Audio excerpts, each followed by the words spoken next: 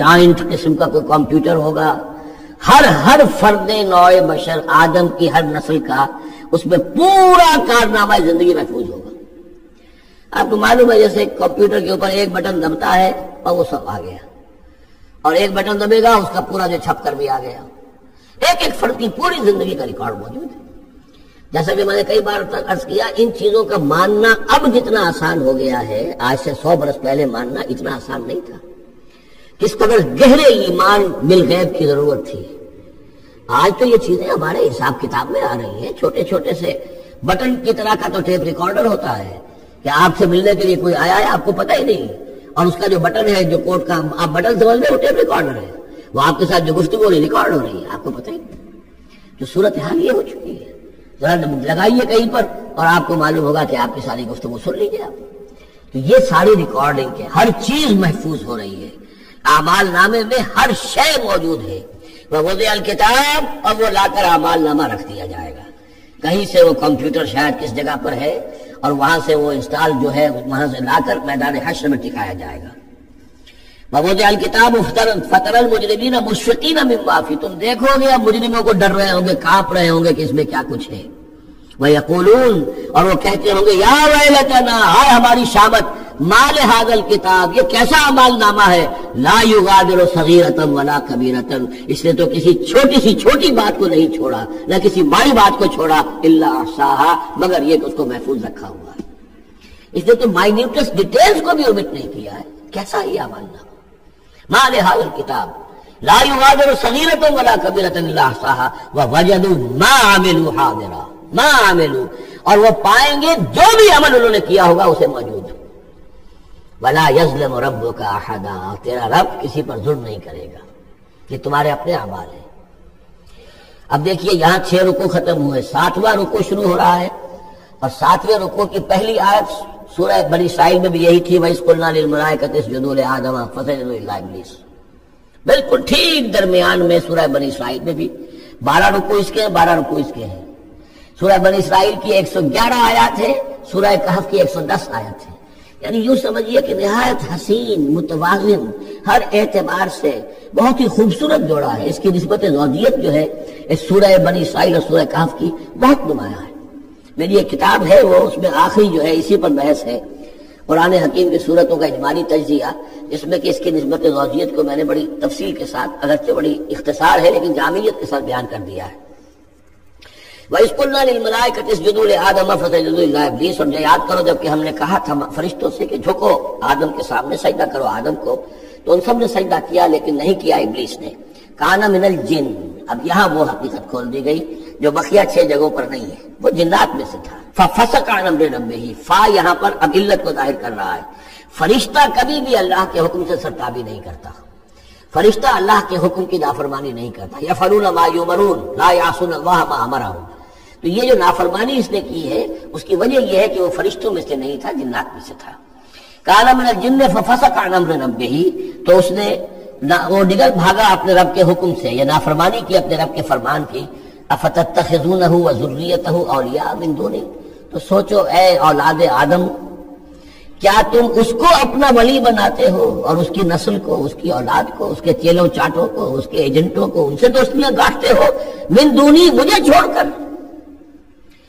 میں تمہارا خیر خواہ، میں نے تمہارے سامنے سارے فرشتوں کو جھکوا دیا، میں نے تمہیں خلافت عرضی عطا فرمائی، تم میری کریشن کا ماسٹر پیس، کلائمیکس، اور تم بدبختوں، تم نے مجھے چھوڑ کر دوست بنایا اس شیطان لعین کو اور اس کے ایجنٹوں کو اور اس کی اولاد کو، چاہے وہ اس کے ایجنٹ جو ہیں وہ اس کے صلب سے ہیں، اس کے اولاد سے ہیں، اور یا یہ کہ انسانوں میں سے ہیں۔ افتتخذونہ وذریتہ اولیاء من دونی، کیا تم اسے اور اس کے اولیاء اور اس کی نسل کے لوگوں کو، اس کی اولاد کو ولی بنا رہے ہیں مجھے چھوڑ کر، وہم لکم عدو، جبکہ فی الواقع وہ تمہارے دشمن ہیں۔ بئس للظالمین بدلا، کتنا برا بدل ہے کہ جو ان ظالموں نے اپنے لیے اختیار کیا ہے، اللہ کو چھوڑ کر ان کی رفاقت، اللہ کی دوستی چھوڑ کر اس شیطان لعین کی دوستی۔ ما اشهدتهم خلق السماوات والارض ولا خلق انفسهم، میں نے تو ان جنات کو نہ تو انہیں شہید بنایا تھا آسمان اور زمین کی تخلیق کا، اور نہ ان کے اپنی تخلیق کا۔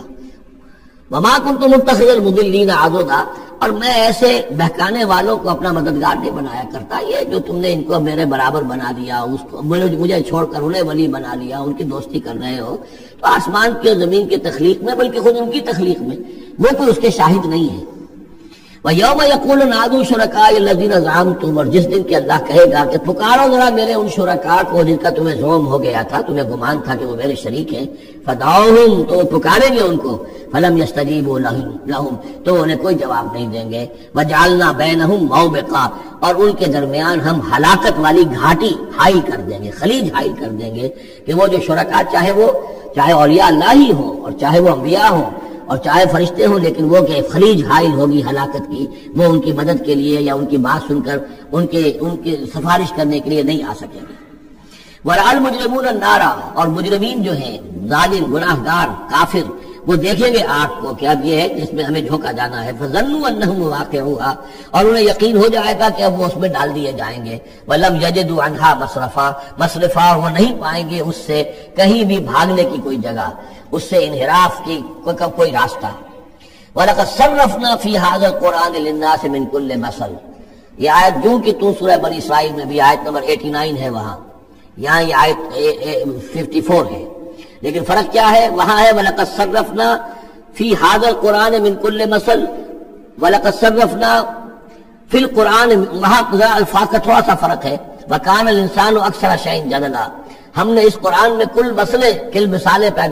جو بیان کر دی ہیں لوگوں کی ہدایت کے لیے، لیکن یہ کہ وہاں ہے فَأَبَى أَكْثَرُ النَّاسِ إِلَّا كَفُورًا، لیکن اکثر لوگ جو ہیں وہ کفران نعمت ہی پر اڑے رہتے ہیں. یہاں فرمایا وَكَانَ الْإِنسَانُ أَكْثَرَ شَيْءٍ جَدَلًا، لیکن انسان جو ہے تمام مخلوقات سے بڑھ کر ہے جھگڑالو.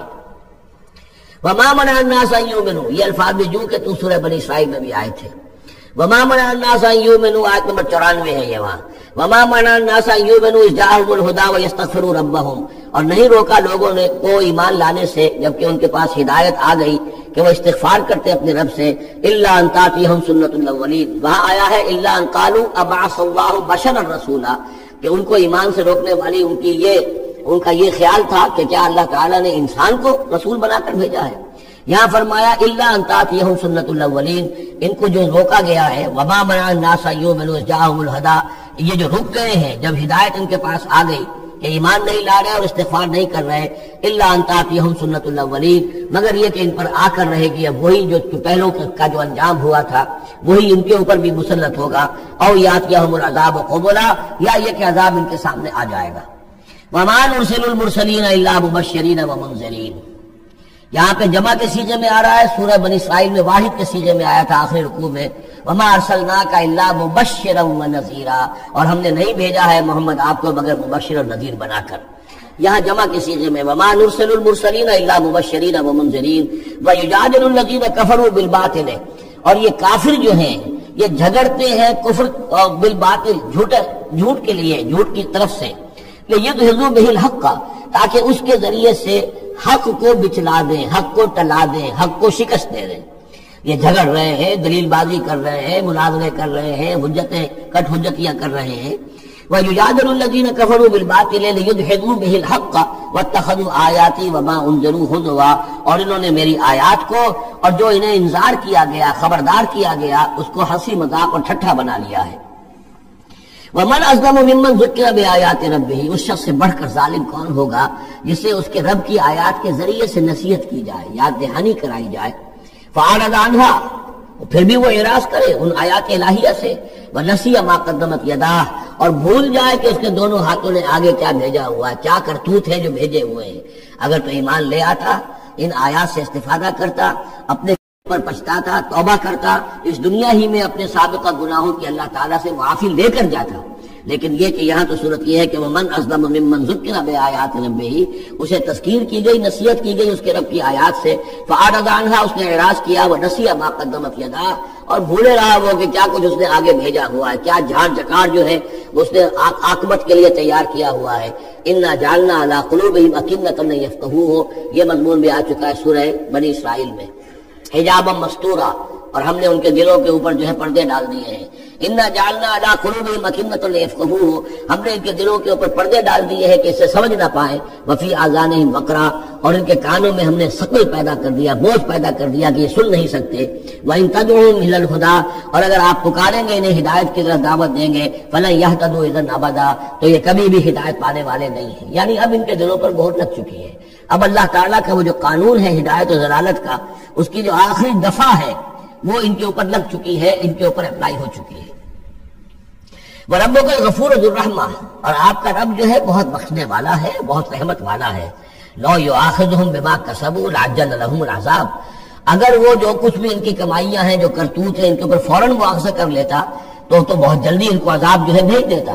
اس سے پہلے آ چکا ہے، پھر زمین کے اوپر تو کوئی ایک انسان بھی باقی نہ رہتا اگر فوری طور پر انسان کو جو ہے سزا دے دی جائے۔ لَعَجَّلَ لَهُمُ الْعَذَابَ، تو اللہ تعالیٰ یقیناً بہت جلدی دے دیتا ان کو عذاب۔ بل لَهُم مَوْعِدٌ، نہیں، ان کے لیے ایک وقت ہے، وعدے کا وقت ہے جو معین ہے۔ لَن يَجِدُوا مِن دُونِهِ مَوْعِلًا، وہ اس سے کہیں سرکنے کی جگہ نہیں پائیں گے۔ جب وہ اجل آ جائے گی، جب وہ موعد آ جائے گا، جو وعدے کا وقت آ جائے گا، پھر جیسے پہلے ہم پڑھ چکے لا يستقدمون ولا يستاخرون، نہ اب آگے جا سکیں گے نہ پیچھے۔ وَتِلْكَ الْقُرَىٰ أَهْلَكْنَاهُمْ لَمَّا ظَلَمُوا، اور یہ وہ بستیاں ہیں جن کا کہ ذکر ہم قرآن مجید میں بار بار کر چکے ہیں۔ یہ احقاف کے اندر جو لوگ آباد تھے، اور یہ جو حجر میں لوگ تھے، اصحاب الایکا تھے، وہ عمورہ اور صدوم کی بستیاں تھیں۔ وَتِلْكَ الْقُرَىٰ أَهْلَكْنَاهُمْ لَمَّا ظَلَمُوا، ہم نے ان کے رہنے والوں کو ہلاک کیا جبکہ انہوں نے ظلم کی روش اختیار کی، شرک کی اور کفر کی روش اختیار کی۔ وَجَعَلْنَا لِمَهْلِكِهِمْ مَوْعِدًا، اور ان کی بھی ہلاکت اور بربادی کے لیے ہم نے ایک وعدے کا وقت معین کر دیا تھا، اس وقت معین سے پہلے عذاب ان پر بھی نہیں آ سکتا تھا۔ وَإِذْ قَالَ مُوسَىٰ لِفَتَاهُ لَا أَبْرَحُ حَتَّىٰ أَبْلُغَ مَجْمَعَ الْبَحْرَيْنِ أَوْ أَمْضِيَ حُقُبًا، اب یہ دو رکوع ہیں کہ جن میں حضرت موسیٰ علیہ السلام کے ایک سفر کا ذکر ہے۔ روایات میں جو بات معلوم ہوتی ہے، اور وہ اس قرآن مجید کے بیان کے ساتھ وہ چیز مطابقت رکھتی ہے، اس لیے بیان کر رہا ہوں کہ حضرت موسیٰ کو اللہ تعالیٰ نے حکم دیا کہ فلاں جگہ پر جاؤ اور وہاں تمہیں ہمارا ایک بندہ ملے گا، اور وہ بندہ جو ہے بہت صاحب علم ہے، کچھ عرصہ اس کے پاس رہو۔ ہو سکتا ہے کہ یہ حضرت موسیٰ علیہ السلام کا بھی ابتدائی دور ہو نبوت کا، اور جیسے کہ اللہ تعالیٰ نے ہمیں معلوم ہے روایات سے 3 برس تک جو حضور صلی اللہ علیہ وسلم کی تعلیم کا بندوبست کیا ہے، ایک فرشتہ جو ہے مستقل جو ہے آپ کے ساتھ رہا ہے۔ اسی طریقے سے شاید اللہ تعالیٰ نے کسی یا تو فرشتے کو، جسے ہم خضر کہہ دیتے ہیں، یہ بھی کوئی یقین کے ساتھ معلوم نہیں کہ وہ خضر علیہ السلام، قرآن میں ان کا نام نہیں ہے، یہ بھی رائے ہے کہ وہ فرشتے ہیں، یہ بھی رائے ہے کہ وہ انسانوں میں سے کوئی انسان ہے جن کو اللہ تعالیٰ نے بہت لمبی عمر دے دی ہے، جیسے جن کو دے رکھی ہے ایک ابلیس کو، تو انسانوں میں سے ایک اچھے اپنے نیک اور اپنے پسندیدہ اور برگزیدہ انسان کو بھی اس نے بہت بڑی عمر دے رکھی ہے، وہ حضرت خضر ہے۔ واللہ عالم، اس کے بارے میں کوئی تفصیل ہم نہیں جان سکتے، لیکن یہ کہ حضرت موسیٰ علیہ السلام سے کہیں کسی جگہ پر ان کو یہ خیال آ گیا کہ شاید اس وقت روئے ارضی پر سب سے زیادہ علم جو ہے اللہ تعالیٰ نے مجھے عطا کیا ہے، لیکن اس کے لیے پھر ذرا تعدیباً اور تربیتاً اور تعلیماً اب انہیں کہا گیا کہ فلاں ہمارا بندہ فلاں جگہ جاؤ، تمہاری ملاقات ہوگی، کچھ دیر اس کے پاس رہو اور دیکھو کہ وہ اس سے کیا حکمت تم سیکھ سکتے ہو۔ اب اس کے لیے حضرت موسیٰ نکلے ہیں اپنے نوجوان ساتھی خادم کے ساتھ، یوشع ابن نون ان کو ساتھ لے کر۔ وَإِذْ قَالَ مُوسَىٰ لِفَتَاهُ لَا أَبْرَحُ حَتَّىٰ أَبْلُغَ مَجْمَعَ الْبَحْرَيْنِ، اور جب کہا موسیٰ نے اپنے اس نوجوان ساتھی سے، جن کا نام یوشع ابن نون ہے، کہ میں نہیں باز آؤں گا یہاں تک کہ چلتا رہوں اور پہنچ جاؤں مجمع البحرین تک، جہاں پر کہ دونوں دریا مل جاتے ہیں، اور امضیہ حقبا، یا پھر میں چلتا رہوں گا، چاہے وہ مجھے سینکڑوں برس گزر جائے، میں چلتا رہوں گا۔ بتایا گیا تھا مجمع البحرین پر وہ ملے گا، اور خاص نشانی اس کی بتا دی گئی تھی کہ ہمارا وہ بندہ وہاں ملے گا تمہیں۔ اب مجمع البحرین پر بھی اختلاف ہے، ایک کا تو خیال یہ ہے، وہ جو نقشہ میں نے آپ کو دکھایا تھا، کہ یہ جو ریڈ سی ہے، اس کی جو 2 کھاڑیاں ہو جاتی ہیں، تو ان کا جو مقام اتصال ہے گویا کہ وہاں بھیجا گیا کہ یہاں پر، لیکن صحیح رائے زیادہ جو ہے وہ یہ ہے کہ یہ جو دریائے نیل آتا ہے مصر میں، تو یہ سوڈان سے آتا ہے، تو 2 دریا مل کر یہ دریا بنتے ہیں، النیل الازرق اور النیل الابیض، ایک سفید رنگ کا پانی ہے اور ایک میں نیلے رنگ کا پانی ہے۔ یہ نقشہ ہمیں بھی اٹک پر نظر آتا ہے، دریائے سندھ جو تربیلا سے نکل کر پانی آتا ہے وہ نیلے رنگ کا ہے، اور جو دریائے کابل کا پانی آ رہا ہوتا ہے مغرب سے، تو اس کا وہ پانی گدلا ہے،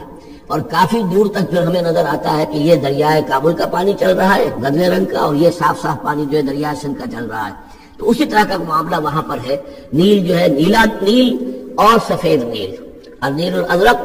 اور النیل الابیض، وہاں پر پہنچے ہیں، کہیں یہ یوں سمجھیے خرطوم کے آس پاس، تو میں اب چلتا جاؤں گا۔ فلما بلغا مجمع بینہما، جب یہ پہنچ گئے اس دونوں دریاؤں کے ملنے کی جگہ پر، نسیا حوتہما، یہ بتا دیا گیا تھا کہ ایک جو مچھلی ہے تل کر اس کو ساتھ لے لینا تاکہ تمہارے وہ غذا کا کام بھی دے گی، اور اسی کو نشانی بنانا تھا اللہ نے بتانے کے لیے کہ کس جگہ پر وہ اس شخص سے ملاقات ہوگی۔ جب وہ پہنچے ان دونوں کی مجمع کے مقام پر، نسیا حوتہما، دونوں بھول گئے اپنی اس مچھلی کو، فاتخذ سبیلہ فی البحر سربا، اور وہ مچھلی جو ہے وہ زندہ ہو کر، حالانکہ بھنی ہوئی تھی تلی ہوئی تھی، وہ زندہ ہو کر اور اس نے وہ سرنگ سی بنا کر اور سمندر میں چلی گئی۔ فلما جاوزا، اب یہ نقشہ جو ہے یہ ان کے جو ساتھی تھے یوشع ابن نون، انہوں نے دیکھا ہے اپنی نگاہ سے کہ یہ معاملہ ہوا ہے، لیکن یہ کہ اس کا تذکرہ کرنا حضرت موسیٰ علیہ السلام سے بھول گئے۔ فلما جاوزا، جب وہ وہاں سے آگے نکل گئے، قال لفتاه آتنا غداءنا، انہوں نے اپنے اس نوجوان ساتھی سے کہا، خادم سے، کہ بھائی ہمارا وہ کھانا لے آؤ، ناشتہ لے آؤ، لقد لقینا من سفرنا هذا نصبا، اب ہمیں اس سفر سے کوئی تکان طاری ہو گئی ہے، ایگزاسشن ہو رہی ہے۔ اور یہاں یہ نقطہ بیان کیا ہے مفسرین نے کہ چونکہ اس اصل مقام سے آگے نکل آئے تھے اس لیے اب تکان ہوئی ہے، ورنہ جو مقام تک پہنچنا تھا وہاں تک انہیں تکان کا کوئی احساس نہیں ہوا۔ قال ارأيت إذ أوينا إلى الصخرة، اس نوجوان نے یہ کہا خادم نے کہ آپ دیکھیے جب ہم اس چٹان کے پاس تھوڑی دیر کے لیے رکے تھے سستانے کے لیے، فإني نسيت الحوت، تو میں اس مچھلی پر نگاہ رکھنا بھول گیا، اس کی حفاظت کرنا بھول گیا، وما انسانیہ إلا الشیطان أن أذكره، اور شیطان نے مجھے بلائے رکھا کہ میں آپ سے ذکر بھی نہیں کر سکا۔ واتخذ سبیلہ فی البحر، وہ تو زندہ ہو کر اور اس نے اپنا راستہ بنایا اور سمندر میں اتر گئی یا دریا میں اتر گئی۔ عجبا، بہت عجیب یہ واقعہ تھا جو پیش آیا تھا۔ قال ذالک ما کنا نبغی، اب حضرت موسیٰ نے کہا اسی کے تو ہم تلاش میں تھے، یہی تو نشانی بتائی گئی تھی کہ یہاں پر، اب چلو واپس وہیں۔ فارتدا علی آثارہما قصصا، تو وہ اب لوٹے اپنے نقوش پا کو دیکھتے ہوئے، چونکہ وہیں پہنچنا ہے اب جہاں پر کہ وہ مچھلی جو ہے وہ زندہ ہو کر اور دریا میں اتر گئی تھی۔ فوجد عبدا من عبادنا، اب جو وہاں پہنچے تو پایا ہمارے بندوں میں سے ایک خاص بندے کو، آتیناہ رحمتا من عندنا، ہم نے اسے رحمت عطا کی تھی خاص اپنے پاس سے، وعلمناہ من لدنا علما، اور اسے علم سکھایا تھا خاص اپنے پاس سے۔ یہ علم لدنی ایک اصطلاح ہے جو یہیں سے لفظ خود کیا گیا ہے۔ ایک علم وہ ہے جو ہم سیکھتے ہیں، جو بھی پڑھتے ہیں سیکھتے ہیں، تفسیر پڑھی ہے، عربی پڑھی ہے، نحو پڑھی ہے، فقہ پڑھی ہے، یہ علم حاصل ہو رہا ہے، یا جیوگرافی پڑھی ہے، تاریخ پڑھی ہے۔ ایک وہ علم ہے جو اللہ خود کسی کے دل میں ڈال دیتا ہے بغیر کسی مادی طور پر دنیاوی اعتبار سے کسی تحصیل علم کی مشقت سے گزرے ہوئے، اس کو علم لدنی کہتے ہیں۔ لدن کہتے ہیں نزدیک، لدن اللہ، لدنی ہم نے اپنے پاس سے، اپنے خاص خزانہ فضل سے، خاص خزانہ فیض سے اسے علم عطا کیا تھا۔ ہم نے اسے رحمت بھی دی تھی، آتیناہ رحمۃ من عندنا وعلمناہ من لدنا علما۔ قال له موسیٰ، ان سے کہا موسیٰ نے، هل اتبعک، اگر آپ اجازت دیں تو میں کچھ عرصہ آپ کے ساتھ رہوں، علی ان تعلمنی مما علمت رشدا، لیکن اس لیے اس شرط کے ساتھ کہ آپ مجھے بھی سکھائیں کچھ جو آپ کو علم دیا گیا ہے، اور جو بڑی سعادت مجھے اللہ نے بتایا ہے کہ آپ کو اللہ نے بڑا عقل، بڑی سمجھ بوجھ اور بڑی حکمت عطا کی ہے۔ قال انک لن تستطیع معی صبرا، انہوں نے کہا کہ دیکھو تم میرے ساتھ رہ کر صبر نہیں کر سکو گے۔ وکیف تصبر علی ما لم تحط بہ خبرا، آپ کیسے صبر کرو گے اس چیز پر کہ جس کا کہ علم تمہارے پاس نہیں ہے، جس کا تم نے احاطہ نہیں کیا ہے، تمہیں تو بات بڑی غلط لگے گی، عجیب سی لگے گی۔ قال ستجدنی انشاءاللہ صابرا، حضرت موسیٰ نے کہا کہ نہیں انشاءاللہ آپ مجھے صابر پائیں گے، میں صبر کروں گا، ولا اعصی لک امرا، اور میں آپ کی کسی حکم کی خلاف ورزی نہیں کروں گا۔ اب دیکھیے یہاں انشاءاللہ صبر کے ساتھ تو آ گیا، ولا عاصی لک امرا، آپ کے حکم کی خلاف ورزی نہیں کروں گا، یہاں انشاءاللہ نہیں آیا ہے، اور اسی میں خلاف ورزی ہو گئی، یعنی یہ کہ انہوں نے جو حکم دیا تھا پھر اس کی وہ پابندی نہیں کر پائے۔ ولا تقولن لشیء انی فاعل ذلک غدا، اس کے ساتھ اس کو جوڑ لیجیے جو پڑھا ہے اسی صورت میں، حضور سے کہا گیا تھا کبھی نہ یہ کہیے گا، یہاں بھی کہتے ہیں انشاءاللہ میں کوشش کروں گا، انشاءاللہ اللہ تعالیٰ کے فضل و کرم سے میں آپ کے حکم کی خلاف ورزی نہیں کروں گا۔ قال فإن اتبعتنی، اب یہ حکم ہے ان کا، انہوں نے کہا کہ اگر تم میرے ساتھ چلنا چاہتے ہو، رہنا چاہتے ہو، فلا تسألنی عن شیء، تو کسی چیز کے بارے میں مجھ سے خود مت پوچھنا، حتی احدث لک منہ ذکرا، یہاں تک کہ میں خود اس کے بارے میں کوئی تذکرہ کروں، بس دیکھتے جاؤ جو بھی میرے ساتھ ہو رہا ہے، دیکھتے رہو، آبزرو کرو، چپ رہو، خاموش رہو، میں جب مناسب سمجھوں گا جو اصل حکمت ہے ان چیزوں کی جو تمہارے مشاہدے میں آئیں گی وہ میں تمہیں بتا دوں گا، لیکن تم مجھ سے سوال نہیں کرو گے۔ فانطلقا، اب وہ دونوں چلے، گویا کہ حضرت موسیٰ نے وہ بات مان لی۔ حتی اذا رکبا فی السفینۃ، یہاں تک کہ جب وہ دونوں سوار ہوئے کشتی میں، خرقھا، اب ان صاحب نے، یہ جو صاحب موسیٰ انہیں کہیں یا حضرت خضر کہیں، انہوں نے کشتی کا ایک تختہ اکھاڑ دیا۔ قال خرقتھا لتغرق اہلھا، اب حضرت موسیٰ علیہ السلام کہاں خاموش رہنے والے تھے، اتنا غلط کام کر رہے ہو، تم ساری کشتی کو ڈبونا چاہتے ہو، کیا تم نے توڑ ڈالا ہے، پھاڑ دیا ہے اس کشتی کو تاکہ غرق کر دو اس کے اندر جو سوار ہیں ان سب کو؟ لقد جئت شیئا امرا، یہ تو آپ نے بہت غلط کام کیا، بہت بھاری ایک جرم ہے جو آپ سے سرزد ہوا ہے۔ قال الم اقل انک لن تستطیع معی صبرا، انہوں نے کہا کیا میں نے نہیں کہا تھا کہ تم میرے ساتھ صبر نہیں کر سکو گے؟ تو اصل بات سمجھ لیجئے وہ کیا ہے کہ دنیا میں جو ظاہر میں کوئی عمل ہو رہا ہوتا ہے ہم اس کو دیکھتے ہیں، اس کے پیچھے اللہ کی کیا مشیت کام کر رہی ہے وہ ہمیں نظر نہیں آتی۔ بظاہر کوئی شے ہمارے لیے بری ہے، اس کے پیچھے کوئی خیر آ رہا ہے، ہم اس بری چیز کو برا سمجھ کر اور وہ ہم جو ہے نالا و شیون کا معاملہ اختیار کر لیتے ہیں۔ عسیٰ ان تکرہوا شیئا وہو خیر لکم وعسیٰ ان تحبوا شیئا وہو شر لکم واللہ یعلم وانتم لا تعلمون۔ یہ ہے اصل میں وہ بات کہ جو سورہ بقرہ میں ہم نے پڑھی تھی، ہو سکتا ہے تم کسی چیز کو برا سمجھو جبکہ حقیقت میں وہ تمہارے لیے بہتر ہو، اور ہو سکتا ہے کہ تم کسی چیز کو اچھا سمجھو حقیقت میں تمہارے لیے وہ مضر ہو۔ اللہ جانتا تم نہیں جانتے، تو تفویض الامر ہونا چاہیے اللہ کی طرف، اے اللہ جو تجھے میرے لیے پسند ہے۔ لیکن یہ جو بھی فرشتے کر رہے ہوتے ہیں، اور ظاہر بات ہے یہ بھی ہو سکتا ہے فرشتے ہوں یا اولیاء اللہ میں سے کسی کی روح ہے، تو جیسا کہ شاہ ولی اللہ کا قول میں نے آپ کو سنایا ہے کہ وہ بھی ملائکہ کے طبقہ اسفل میں شامل ہو جاتے ہیں اور وہی اللہ تعالیٰ کے احکام کی جو ہے تنفیذ کرتے ہیں۔ تو یہ شرعی احکام نہیں ہے، یہ تکوینی احکام ہے۔ کسی کا بچہ جو ہے چھت کے اوپر سے گرا مر گیا، اب وہ تو چیخ رہا ہے، ماں بھی چیخ رہی ہے، بہن بھائی بھی چیخ رہے ہیں، اب کیا پتا کہ یہ بچہ جو ہے اگر بڑا ہو جاتا تو یہ ماں باپ کے لیے سہان روح ہوتا، اللہ نے ان کے لیے خیر کیا ہے کہ اس بچے کو اس وقت لے لیا ہے، لیکن انہیں تو پتا نہیں کہ آئندہ کیا ہونا تھا۔ تو ہم ظاہر کو دیکھ کر جو ہے گھبرا جاتے ہیں اور اس کو اپنے لیے برا سمجھ بیٹھتے ہیں، جبکہ اللہ تعالیٰ کی بیدک الخیر، اللہ کے ہاتھ میں خیر ہی خیر ہے، لیکن ہماری شارٹ سائٹڈنس ہے کہ جس کی وجہ سے ہم چیزوں کو کسی اور رنگ میں لے رہے ہیں۔ اس کے لیے یہ تین واقعات ہیں کہ جو دکھائے گئے۔ قال لا تؤاخذنی بما نسیت ولا ترهقنی من امری عسرا، تو انہوں نے کہا، حضرت موسیٰ نے عرض کیا لا تؤاخذنی بما نسیت، مجھ سے مواخذہ نہ کیجئے اس پر کہ میں بھول گیا کہ میں نے آپ سے وعدہ کیا تھا کہ میں آپ سے کوئی سوال نہیں کروں گا، ولا ترهقنی من امری عسرا، اور نہ دباؤ ڈالیے مجھ پر میرے معاملے میں کچھ زیادہ سختی نہ کیجئے، ایسا نہ ہو کہ ایک ہی دفعہ کی میری غلطی کے اوپر کہتے ہیں جاؤ اب یہاں سے، بلکہ ذرا یہ نرمی کیجئے۔ فانطلقا، پھر چلے دونوں، حتی اذا لقیا غلاما قتلہ، جب ایک نوجوان سے ملاقات ہوئی اس نے قتل کر دیا اس کو، حضرت خضر نے۔ قال قتلت نفسا زکیۃ بغیر نفس، حضرت موسیٰ علیہ السلام پھر بولے یہ کیا کیا آپ نے، ایک بے گناہ جان کو آپ نے قتل کر دیا اس کے بغیر کہ اس نے کسی کا خون بہایا ہو۔ لقد جئت شیئا نکرا، یہ تو آپ نے بہت ہی نامعقول حرکت کی ہے۔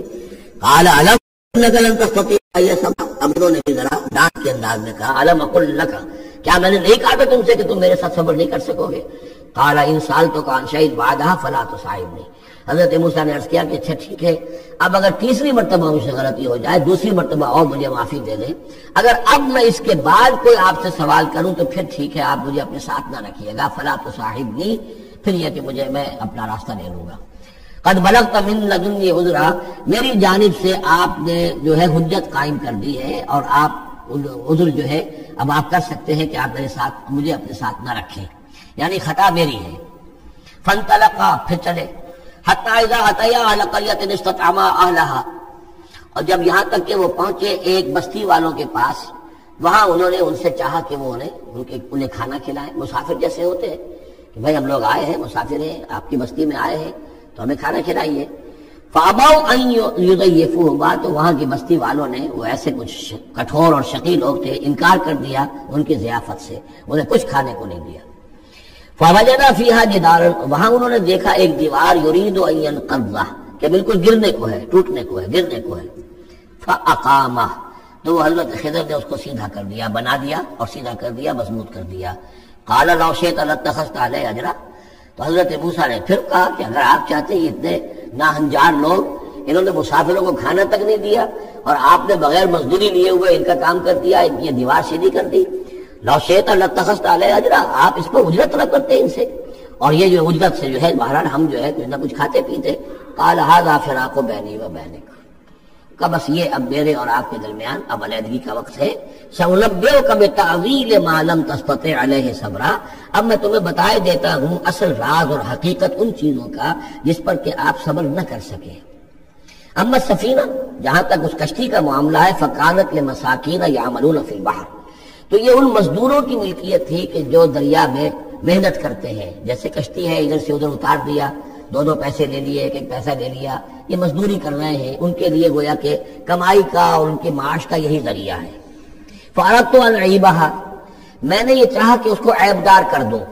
وَكَانَ وَرَاءَهُمْ مَلِكٌ يَأْخُذُ كُلَّ سَفِينَةٍ غَصْبًا، جبکہ آگے جو ہے ایک بادشاہ تھا، حاکم تھا، جو ہر کشتی کو کہ جو ثابت و سالم ہے اسے وہ غصب کر رہا ہے، اس کو جو ہے کنفسکیٹ کر رہا ہے، جیسے آج کل بھی ہوتا ہے ہمارے ہاں، وہ ویگنز جو ہیں وہ پولیس والے روک لیتے ہیں، تو اسی طریقے سے وہ جو ہے قبضہ کر رہا ہے ان پر، یاخذ کل سفینۃ غصبا۔ اب وہ دیکھے گا کہ یہ تو ٹوٹی بھی کشتی چھوڑ دے گا،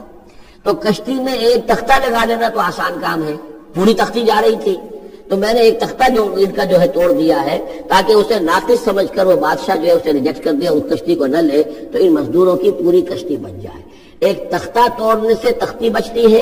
اور یہ سالم رہتی تختی تو پوری کشتی جا رہی تھی۔ تو میں نے ان کے خیر کے لیے کیا ہے، جس کو تم نے یہ سمجھا کہ شاید میں لوگوں کو ہلاک کرنے کے لیے میں نے یہ قدم اٹھایا ہے۔ محمد غلام، اور جہاں تک اس لڑکے کا معاملہ ہے، نوجوان کا، فکان ابواہ مومنین، اس کے والدین بڑے نیک اور صالح ہیں، والدین دونوں کے دونوں، فخشینا یرہقہما طغیانا و کفرا۔ اب ظاہر بات ہے کہ حضرت خضر کو معلوم ہوگا کہ اس کے جینز اچھے نہیں ہیں، بڑے شرارتی قسم کے جین اس کے اندر ہیں، اور یہ جب جوان ہوگا تو یہ آوارہ ہو کر اٹھے گا اور بہت سخت ہوگا اور اپنے والدین کے لیے سوہان روح بن جائے گا۔ یرہقہما طغیانا و کفرا، ناشکری اور زبردستی کر کے ان کو عاجز کرے گا، ستائے گا۔ فَأَرَدْنَا يُبْدِلَهُمَا رَبُّهُمَا خَيْرًا مِّنْهُ زَكَاةً وَأَقْرَبَ رُحْمًا، تو ہم نے یہ چاہا کہ ان کا رب ان کے لیے بدل دے، اس سے بہتر اولاد اسے دے، بیٹا دے دے کہ جو اس کے لیے پاکیزگی میں بھی اور شفقت اور رحمت میں بھی اس سے بہتر ہو، جو ان کے لیے بڑھاپے میں سہارا بن سکے۔ تو ہم نے صرف یہ کیا ہے کہ یہ بچہ جو ہے وہ یہ ساری چیزیں جو اللہ کے حکم سے میں کر رہا ہوں، یہ گویا کہ تکوینی امور ہیں جو ہو رہے ہیں، یہ تشریعی امور نہیں ہے، تم شریعت کے حوالے سے دیکھ رہے ہو، اور میں یہ تکوینی معاملات کر رہا ہوں اللہ کے حکم کے مطابق، اور یہ در حقیقت رحمت ہے، جس کو کہ لوگوں نے یہ سمجھا ہوگا جن کا بچہ جو والدین کا فوت ہو گیا تو ان کے اوپر تو پہاڑ ٹوٹ پڑا ہوگا غم کا، لیکن اصل میں اللہ تعالیٰ نے یہ ان کے خیر کے لیے کیا۔ وَأَمَّا الْجِدَارُ، اور جہاں تک اس دیوار کا معاملہ ہے، فَكَانَ لِغُلَامَيْنِ يَتِيمَيْنِ فِي الْمَدِينَةِ، تو یہ دو غلام لڑکوں کی دیوار ہے جو شہر میں رہتے ہیں۔ وَكَانَ تَحْتَهُ كَنْزٌ لَهُمَا، اور اس دیوار کی جڑ میں ان کے لیے ایک دفینہ ہے۔ وَكَانَ أَبُوهُمَا صَالِحًا، اور ان کا باپ جو ہے وہ بہت نیک آدمی تھا، باپ نیک تھا، عین وہ جو سمجھئے کہ کسی جوانی میں یا کوئی وقت جو ہے وہ اس کی موت کا وقت آ گیا، بچے چھوٹے چھوٹے تھے، اس نے کچھ اپنی پونجی جو ہے گھر کے اندر ایک دیوار کی جڑ کے اندر بنیاد کے اندر دفن کر دی، یہ بڑے ہو جائیں بچے نکال لیں۔ اب چونکہ وہ نیک تھا لہذا اللہ تعالیٰ کی طرف سے اس کا اہتمام ہو رہا ہے، دیوار اگر اس وقت گر گئی ہوتی تو یہ خزانہ ظاہر ہو جاتا، اور ابھی وہ بچے جو ہیں وہ چھوٹے ہیں، تو لہذا یہ لوگ جو ہے بستی والے کتنے ناہنجار ہیں جنہوں نے ہمیں کھانے کو نہیں دیا ہے، وہ کیا یتیموں کے اس مال کا لحاظ کریں گے؟ وہ سارا کا سارا اس مال کو قبضہ کر لیں گے۔ تو میں نے وہ دیوار بنا دی ہے۔ کان ابوہما صالحا، ان کا باپ بہت نیک آدمی تھا۔ فاراد ربک یبلغا اشدہما، تو آپ کے رب کا یہ فیصلہ ہوا کہ یہ دونوں بچے جو ہے اپنی پوری جوانی کو، پختگی کو، بلوغت کو پہنچ جائیں، ویستخرجا کنزہما، اور پھر وہ اپنا خزانہ نکال لیں۔ رحمتا من ربک، یہ تینوں امور آپ کے رب کی رحمت کا منظر ہے۔ بظاہر جو بھی نظر آ رہا ہے تو دنیا میں جو حالات و واقعات ہو رہے ہیں یہ حقیقت دنیا کے اعتبار سے ہم اس کے ظاہر کو دیکھتے ہیں، اور ظاہر کے حوالے سے دل گرفتہ ہو گئے، رنجیدہ ہو گئے، نقصان ہو گیا، یہ ہو گیا، ہاں اے فلک پیر جواں تھا ابھی عارف، کیا تیرا بگڑتا جو نہ مرتا کوئی دن اور، برسیوں پر برسیے کہے جا رہے ہیں، یہ سب کچھ ہوتا ہے، لیکن یہ پتہ نہیں ہوتا کہ اللہ تعالیٰ کی طرف سے جو بھی ہے وہ خیر ہے، اسی میں بھلائی ہے۔ تو بندہ مومن کا کام کیا ہے؟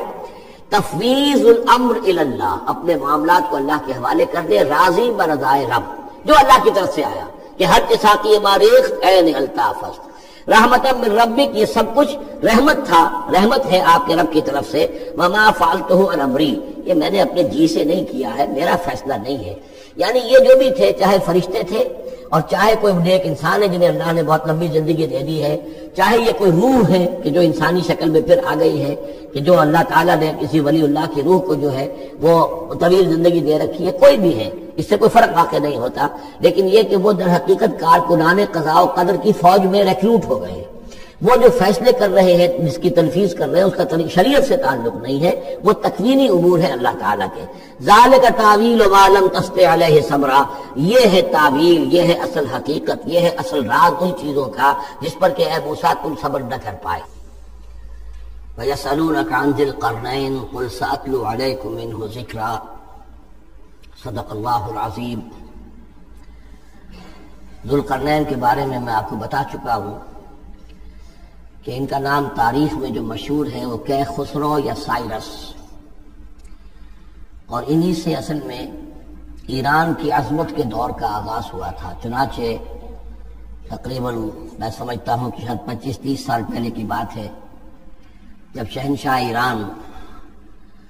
اس وقت جب کہ ان کی بادشاہت جو ہے وہ بڑے عروج پر تھی، انہوں نے 2500 سالہ برسی منائی تھی انہی کیخسرو کی، سائرس کی۔ ان کی قبر جو ہے مقبرہ وہ دریافت ہو گیا تھا، اور وہاں پر ان کا ایک مجسمہ بھی دریافت ہوا تھا کھدائی پر، اس مجسمے میں وہ 2 لگے ہوئے تھے، سینگ بھی۔ اس موضوع پر سب سے پہلے مولانا ابوالکلام آزاد مرحوم نے، جو اپنی ترجمان القرآن کے نام سے انہوں نے مختصر ترجمہ اور تفسیر لکھی ہے، اس میں بڑے تفصیلی نوٹس لکھے ہیں۔ سب سے پہلے اہل علم کے حلقے میں ان کے بارے میں جو معلومات ہیں وہ ان کے ذریعے سے آئی ہیں، اب یہ تقریباً یونیورسلی ایکسیپٹڈ ہے۔ پھر سوال پیدا ہوتا ہے کہ ان سے کیا دلچسپی یہود کو تھی، تو وہ بھی سمجھ لیجئے کہ نبوکدنضر نے 587 قبل مسیح میں حملہ کیا تھا فلسطین پر، اور نبوکدنضر عراق کا بادشاہ تھا۔ اس مڈل ایسٹ کو ذہن میں رکھیے کہ میڈیٹرینین کے بالکل ساتھ ہے ملک شام، اور شام ہی کا ایک علاقہ فلسطین ہے۔ اس وقت جو ہے یہ فلسطین اور اسرائیل اور شرق اردن اور ویسٹ بینک اور لبنان، یہ سب مل کر جو ملک بنتے ہیں، در حقیقت یہ شام عرب ہے، یہ شام ہے۔ پھر اس کے مشرق میں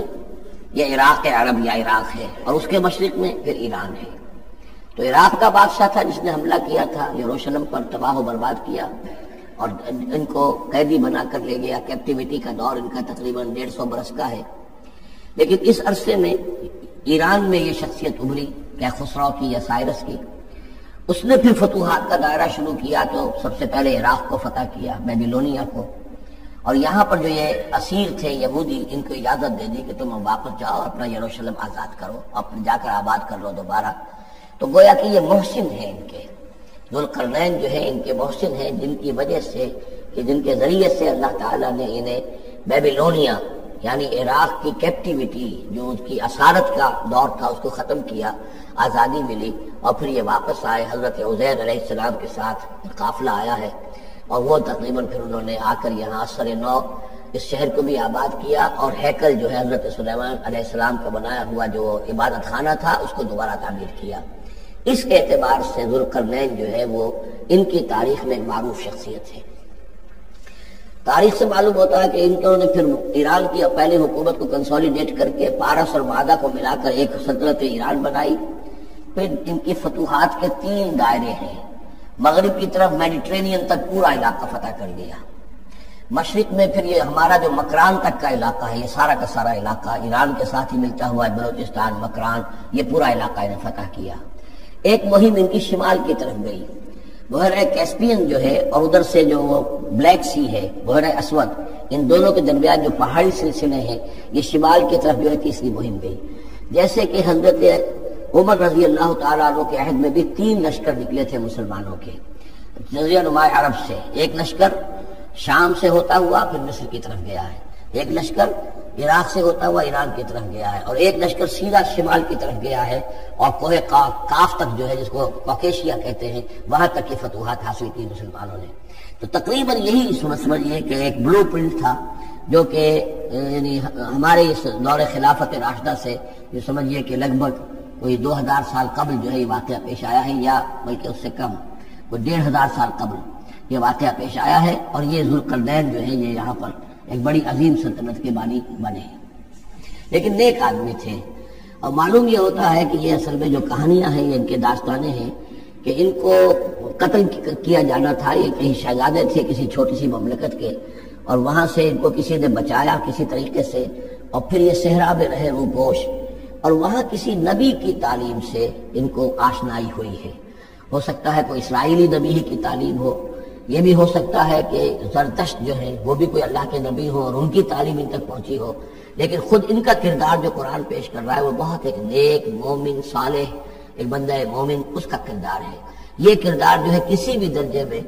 1% بھی جو ہے وہ کسی اور دوسرے فاتح پر یا کسی اور حکمران کے اوپر، جنہیں بھی ہم جانتے ہیں تاریخی اعتبار سے، ان پر منطبق نہیں ہوتا۔ یہ انہی کی شخصیت ہے۔ وَيَسْأَلُونَكَ عَنِ ذِي الْقَرْنَيْنِ، اور اے نبی آپ سے پوچھ رہے ہیں ذوالقرنین کے بارے میں، قُلْ سَأَتْلُو عَلَيْكُم مِّنْهُ ذِكْرًا، ان سے کہیے میں عنقریب تمہیں اس کے بارے میں کچھ حالات بتاتا ہوں۔ اِنَّا مَكَّنَّا لَهُ فِي الْأَرْضِ، ہم نے اسے زمین میں بڑا تمکن عطا کیا تھا، غلبہ عطا کیا تھا۔ وَآتَيْنَاهُ مِن كُلِّ شَيْءٍ سَبَبًا، اور ہم نے اسے ہر طرح کا ساز و سامان، وسائل و ذرائع، تمام اسباب جو ہے فراہم کر دیے تھے۔ فَأَتْبَعَ سَبَبًا، تو انہوں نے پھر ایک مہم تیار کی، یعنی ایک فتوحات کا دائرہ مغرب کی طرف، حتی اذا بلغ مغرب الشمس، یہاں تک کہ جب وہ سورج کے غروب ہونے کی جگہ تک پہنچ گئے۔ اب یہ پرانے زمانے میں ظاہر بات ہے کہ پورا اس سے زیادہ نقشہ تو لوگوں کو معلوم بھی نہیں تھا۔ جب میڈیٹرینین کے ساحل پر پہنچ گئے تو معلوم ہوا آگے تو سمندر ہے،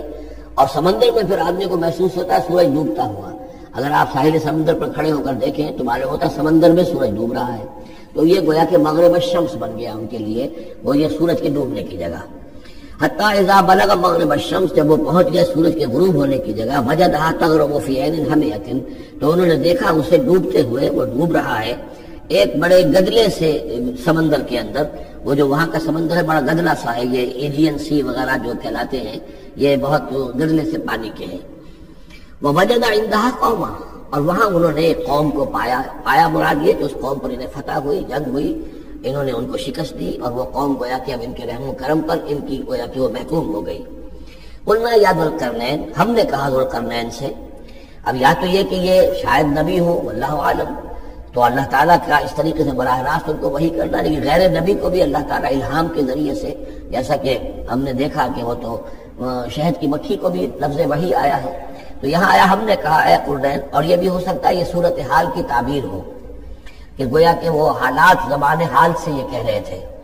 قلنا یا ذوالقرنین اما ان تعذب و اما ان تتخذ فیہم حسنا، کہ یا اے ذوالقرنین تمہیں پورا اختیار ہے، چاہو تو یہ جو مفتوح قوم ہے تمہاری اسے تم سزا دو، عذاب دو، ستاؤ انہیں،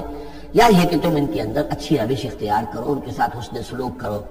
قال، انہوں نے کہا اما من ظلم، جو کوئی ظالم ہے، بے انصاف ہے، ہو سکتا ہے اس سے مراد کفر اور شرک بھی ہو،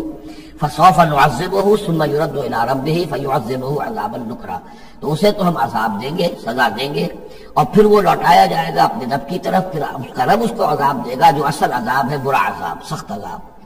واما من آمن وعمل صالحا، اور جو لوگ ایمان لائیں گے اور یقین کریں گے حقائق پر، اللہ کو مانیں گے، وعمل صالحا، اور نیک عمل کریں گے، فلہ جزاء الحسنى، تو اس کو ہم اچھا بدلہ بھی دیں گے، وسنقول له من امرنا یسرا، اور اس سے ہم اپنے معاملے میں بھی نرم بات کریں گے، یعنی یہ کہ ان سے ٹیکس اگر لینے ہیں تو نرمی کے ساتھ لیں گے، جو مفتوحہ ممالک کے ساتھ معاملہ ہوتا ہے تو ہم ان کے ساتھ نرمی کا سلوک کریں گے جو ایمان لے آئیں گے۔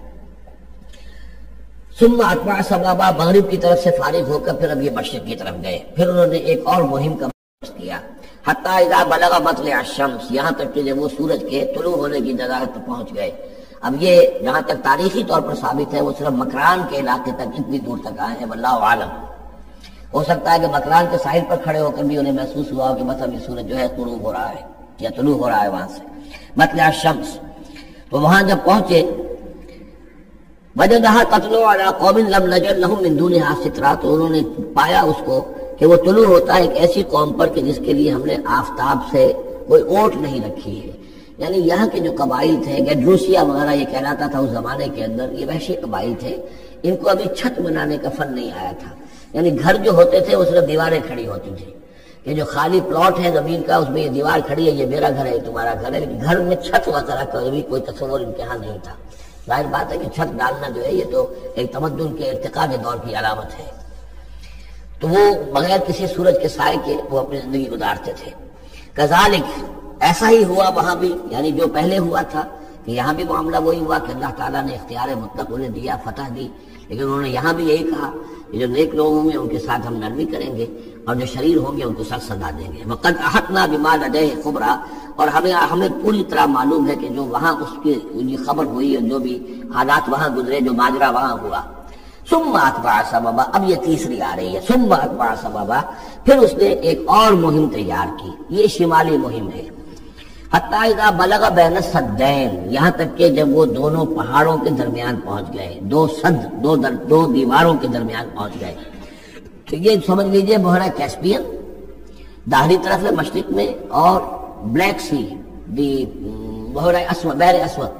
اس کے درمیان یہ سلسلہ کوہ ہے، اور یہ پیرلل چلتے ہیں دو، اور ان کے درمیان سے پھر وہ درے ہیں کہ جن میں سے ہو کر شمالی علاقے سے جو وحشی قبائل تھے وہ آ کر یہاں حملہ کرتے تھے، تاخت و تاراج کرتے تھے، لوٹ مار کر کے چلے جاتے تھے، جن کو یاجوج ماجوج کہا گیا ہے۔ حتی اذا بلغ بین السدین، جبکہ یہ پہنچے ان دونوں دیواروں کے درمیان، وجد من دونہما قوما، تو انہوں نے پایا ان دونوں کے بڑے ایسے لوگوں کو، لا یکادون یفقہون قولا، یہ لوگ بھی ایسے تھے غیر متمدن، کوئی بات سمجھتے نہیں تھے، یعنی زبان ایسی ہوگی کہ جو ان کی سمجھ میں نہیں آ رہی تھی، لیکن یہ کہ کسی نہ کسی ذریعے سے انہوں نے اپنا ایک مطلب، اپنی ایک عرضداشت پیش کی۔ قالوا یا ذا القرنین، انہوں نے کہا کہ اے ذو القرنین، ان یاجوج و ماجوج مفسدون فی الارض، یاجوج اور ماجوج جو قومیں ہیں یہ زمین میں بہت فساد مچانے والی ہیں۔ فہل نجعل لک خرجا، تو کیا ہم آپ کے لیے ایک سالانہ خراج مقرر کر دیں، الی ان تجعل بیننا و بینہم سدا، اس کے عوض کہ آپ ہمارے اور ان کے درمیان ایک سد تعمیر کر دیں، ایک دیوار ہائی کر دیں کہ وہ ہم پر حملہ آور نہ ہو سکے، درے کو بند کر دیا جائے۔ یوں سمجھیے جس اصول پر کہ آج کل ڈیم بنتے ہیں، ڈیم پہاڑی سلسلہ یوں آ رہا ہے، پہاڑی سلسلہ یوں آ رہا ہے، دریا درمیان میں سے گزر رہا ہے، آپ نے گزرگاہ پر ایک دیوار کھڑی کر دی تو یہ گویا کہ ایک آرٹیفیشل لیک کریٹ ہو گئی، پانی یہاں جمع ہو رہا ہے۔ تو اگر پہاڑی سلسلے دو چل رہے ہیں، ان کے درمیان جو راستہ ہے اس کو اگر بند کر دیا جائے، ایک دیوار کھڑی کر دی جائے اور اس دیوار کے مضبوط دیوار ہو، تو ظاہر بات ہے کہ پھر ادھر سے کوئی آ کر حملہ آور نہیں ہو سکتا، ان کے لیے ایک حفاظت کا سامان ہو جاتا ہے۔ یا یہ سمجھ لیجئے کہ یاجوج ماجوج سے کیا مراد ہے۔ حضرت یافس علیہ السلام، جو تین بیٹے تھے حضرت نوح علیہ السلام کے، سام، حام، یافس، سامی نسل کے بارے میں تو ہم نے بہت کچھ سمجھ لیا کہ حضرت ابراہیم بھی سامی نسل سے تھے، پھر قوم عاد بھی سام ہی کی نسل کی ایک شاخ تھی، قوم سمود بھی اسی کی شاخ تھی، یہ تمام جو ہے یہ تو سیمیٹک ریسز ہیں۔ حضرت یافس کی اولاد نے یہ سینٹرل ایشین ماؤنٹینز کا جو سلسلہ ہے اس کو کراس کیا اور شمال میں چلے گئے، اور شمال میں جا کر دائیں بائیں پھیل گئے، پھر یہ میدان ہے، ٹنڈرے کے میدان اور فلانے میدان اور بڑے بڑے کھلے میدان ہیں،